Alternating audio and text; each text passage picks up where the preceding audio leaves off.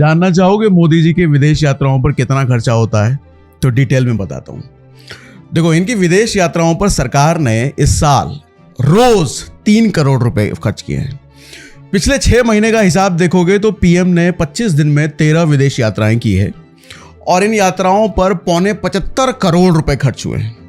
और यह आंकड़ा अभी और बढ़ेगा क्योंकि सरकार फ्रांस यात्रा के बिलों का हिसाब अभी जोड़ रही है।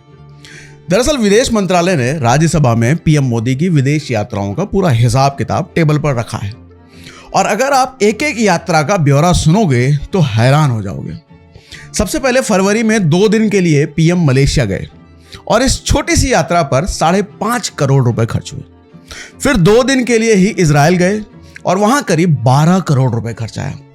फिर मई में UAE, Netherlands, Sweden, Norway, Italy दौरे पर 33 करोड़ 60 लाख रुपए का खर्चा आया। मतलब 6 दिन में 33 करोड़ और रोज का हिसाब लगाओ तो 5.5 करोड़ रुपए खर्च। और जून में पीएम 6 दिन के लिए फ्रांस और स्लोवाक रिपब्लिक गए जहां 4 करोड़ 77 लाख रुपए खर्च हुए। इसके बाद 3 दिन के लिए पीएम सेशेल्स गए और 8 करोड़ 22 लाख का खर्चा आया। और फिर जुलाई में 6 दिन के लिए इंडोनेशिया, ऑस्ट्रेलिया और न्यूजीलैंड की यात्रा पर 10.5 करोड़ रुपए का खर्चा आया। और अगर 5 साल का विदेश यात्राओं का हिसाब आप देखो तो सरकार के 550 करोड़ से ज्यादा खर्च हुए हैं और यह खर्चा हर साल बढ़ता जा रहा है। जैसे 2021 के पूरे साल में पीएम की विदेश यात्राओं पर 36 करोड़ का खर्चा आया था, लेकिन 2022 में 55 करोड़ और फिर 2023 में सीधे 93 करोड़, 2024 में 109 करोड़ और 2025 में 180 करोड़ का खर्चा हुआ है। मतलब विदेश यात्राओं का खर्चा करीब 5 गुना बढ़ गया है भैया।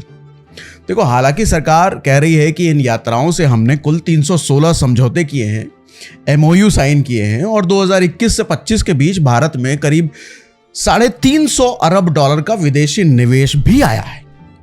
लेकिन यहां सवाल है, देखो सवाल सिर्फ ये नहीं होना चाहिए कि कितना खर्च हो गया, सवाल ये भी होना चाहिए कि उस खर्च से देश ने हासिल क्या किया।